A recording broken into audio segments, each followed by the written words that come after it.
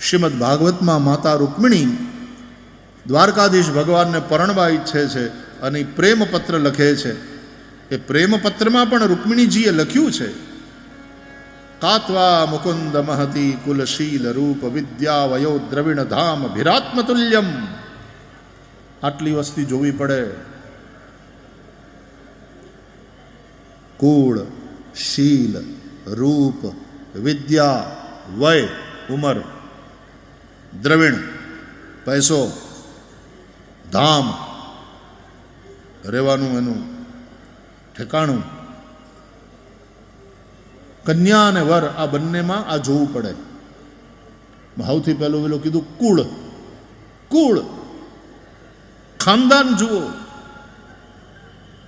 પછી શીલ, એનું ચારિત્ર્ય, એનું કેરેક્ટર જુઓ.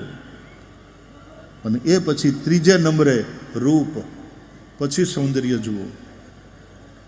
હવે આજે ઊંધું થઈ ગયું. પહેલા રૂપ, સૌથી પહેલા વહેલા રૂપ, પછી શીલ ને છેલ્લે કુળ. એમ નહીં, પહેલા કુળ. કુલ, શીલ, રૂપ, વિદ્યા, બંને કેટલું ભણેલા છે એ જુઓ. પછી વય, ઉંમર,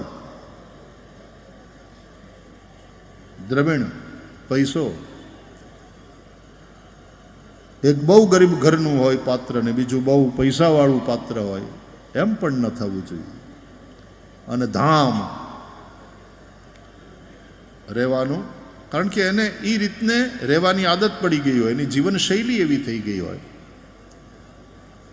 આ બધી વસ્તુ જોઈને પછી સંબંધ કરવો જોઈએ.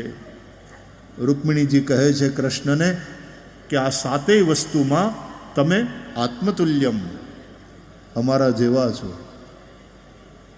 આમાં આપણે બરાબરીના છીએ, એટલે આપણો આ સંબંધ. હું મનથી વરી ચૂકી છું આપને. આપણો સંબંધ એટલા માટે યોગ્ય લેખાશે.